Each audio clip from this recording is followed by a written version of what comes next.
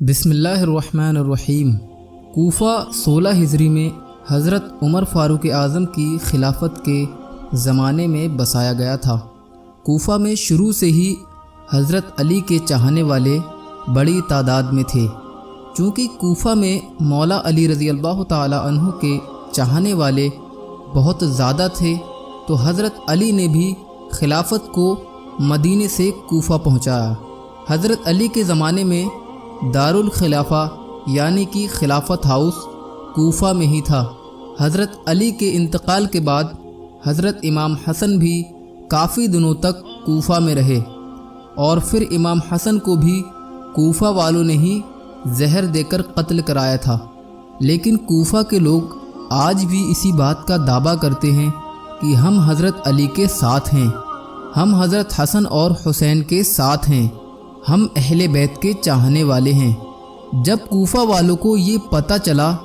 کہ یزید خلیفہ بن چکا ہے اور حضرت امیر معاویہ کا انتقال ہو چکا ہے، چونکہ کوفہ والے حضرت امیر معاویہ کو پسند نہیں کرتے تھے اور اس کے بعد اب خلافت پر یزید بیٹھ گیا تھا، اس لیے اور پسند نہیں کیا اور کہا کہ ہم امیہ خاندان کو پسند ہی نہیں کرتے ہیں۔ کوفہ والوں کا کہنا تھا کہ اصل میں خلافت کے حقدار تو علی کے گھرانے والے ہیں، اور حسین ابن علی کو چاہیے کہ وہ خلافت پر قائم ہوں اور اپنے خلیفہ ہونے کا اعلان کریں۔ یہ بات اندر ہی اندر بہت تیزی کے ساتھ کوفہ والوں میں پھیلتی رہی۔ اس کے بعد ایک میٹنگ کی گئی اور اس میں ان لوگوں نے طے کیا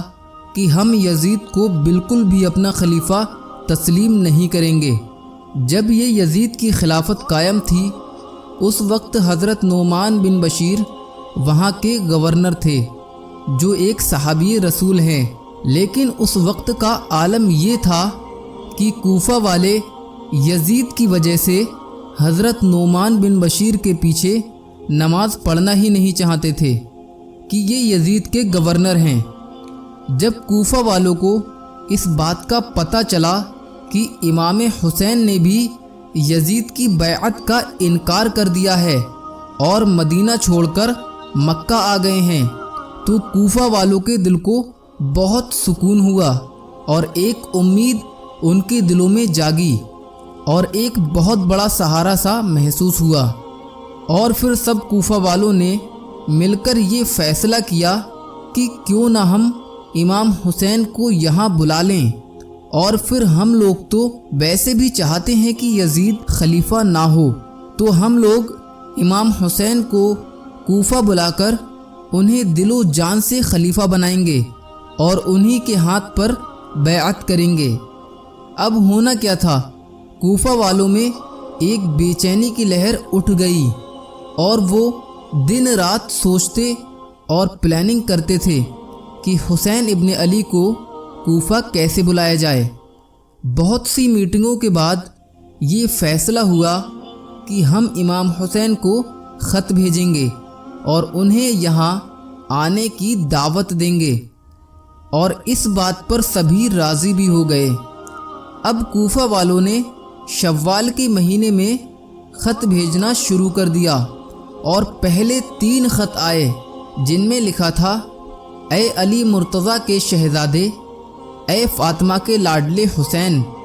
ہم نے سنا ہے کہ آپ نے یزید کی بیعت کا انکار کر دیا ہے اور آپ مکہ آ چکے ہیں۔ ہم چاہتے ہیں کہ آپ کوفہ تشریف لے آئیں،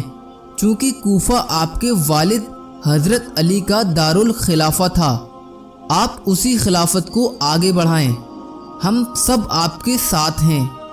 جب امام حسین نے یہ خط پڑھا، تب حضرت عبداللہ بن زبیر جو آپ کے ساتھ تھے، انہوں نے کہا کہ آپ ان خطوں پر بھروسہ مت کیجیے۔ اسی دن شام کو لگ بھگ 300 خط اور آئے جو کہ کوفہ کے معزز لوگوں نے بھیجے تھے، جن پر ان کی مہر بھی لگی ہوئی تھی، اور اس کے بعد خط لگاتار آتے رہے اور لگ بھگ ہزاروں کی تعداد میں خط آ چکے تھے، اور ان میں سب خطوں میں ایک ہی بات تھی کہ آپ کوفہ آ جائیں اور یہاں ہم سب آپ کے ساتھ ہیں، ہم سب آپ سے بیعت ہونا چاہتے ہیں۔ جب امام حسین کے پاس خط پہ خط آتے رہے تو آپ نے اپنے گھر میں مشورہ کیا اور کہا کہ کیا ہم ساری زندگی یہیں پر رہیں گے؟ کیا ہمیں کوفہ نہیں جانا چاہیے؟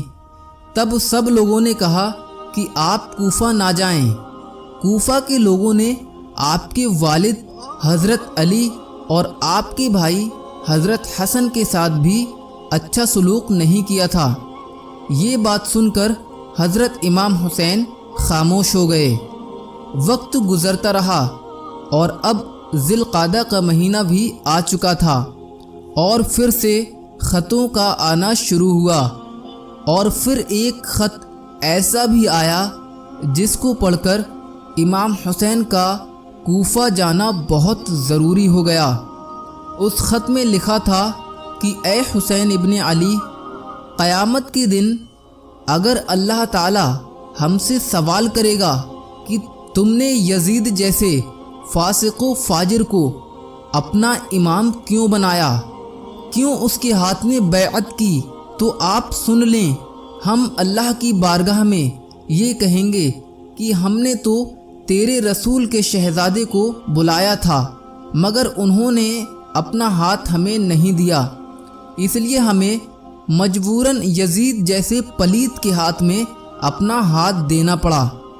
یہ خط پڑھ کر امام حسین نے فیصلہ کیا اور کہا کہ اب میرے اوپر کوفہ جانا واجب ہو گیا ہے، کیونکہ کوفہ والے ایک ظالم و جابر کے خلاف کھڑے ہیں، اور امام حسین بھی یزید کی بیعت کا انکار کر چکے تھے۔ تو اب آپ کے سامنے ایک ذمہ داری کھڑی ہو چکی تھی کہ آپ کوفہ والوں کو ایک اچھا خلیفہ دیں جس کے ہاتھوں کوفہ والے بیعت کر سکیں۔ اور جب امام حسین نے یہ فیصلہ کیا کہ میرا کوفہ جانا اب ضروری ہے، تو مکہ کے کچھ معزز صحابہ نے یہ مشورہ کیا کہ پہلے آپ اپنے خاندان میں سے کسی بھروسے مند شخص کو کوفہ بھیج دیجئے، اور جب وہ کوفہ پہنچ کر آپ کو وہاں کا حال ٹھیک ہے یا نہیں یہ لکھ کر بھیج دیں، تب آپ بھی کوفہ چلے جائیں۔ یہ مشورہ امام حسین کو پسند آیا اور انہوں نے ایسا کرنا ہی ٹھیک سمجھا، اور پھر حضرت امام حسین نے اپنے خاندان میں سے اپنے چچیرے بھائی حضرت مسلم بن عقیل کو بلایا اور کہا کہ اے میرے بھائی، آپ کوفہ چلے جائیں اور وہاں کے حالات ہمیں لکھ کر بھیجنا، اگر وہاں کے حالات ٹھیک ہوں گے تو میں بھی کوفہ آ جاؤں گا۔ امام مسلم آپ کی بات سے سہمت ہو گئے اور کہا ٹھیک ہے، جیسا بھی ہوگا میں آپ کو خط لکھ دوں گا۔ اگلے دن حضرت مسلم بن عقیل جب کوفہ کے لیے تیاری کر رہے تھے اور اپنا سامان باندھ رہے تھے تو آپ کے دو ننھے شہزادے جن کا نام محمد اور ابراہیم تھا وہ آپ کے ساتھ جانے کی ضد کرنے لگے، کیونکہ وہ ابھی بہت چھوٹے بھی تھے اور وہ آپ سے بہت زیادہ لگاؤ اور محبت بھی کرتے تھے۔ اپنے بچوں کی اس قدر ضد کو دیکھ کر حضرت مسلم بن عقیل نے امام حسین سے کہا کہ یہ دونوں ابھی بہت چھوٹے بھی ہیں اور میرے ساتھ جانے کی ضد کر رہے ہیں، اگر میں انہیں گھر پر اکیلا چھوڑ دیتا ہوں تو یہ اپنی ماں کو بہت تنگ کریں گے، تو اگر آپ کی اجازت ہو تو کیا میں ان دونوں کو بھی اپنے ساتھ لے جا سکتا ہوں؟ امام حسین نے آپ کو اجازت دی اور پھر امام مسلم اپنے دونوں بچوں کے ساتھ کوفہ کے لیے روانہ ہو گئے۔ ناظرین حضرات، کربلا کا یہ بیان ابھی مکمل نہیں ہوا ہے، تو اس بیان کو لگاتار سننے کے لیے آپ اس چینل کو ضرور سبسکرائب کر لیں اور اس ویڈیو کو ایک لائک ضرور کر دیں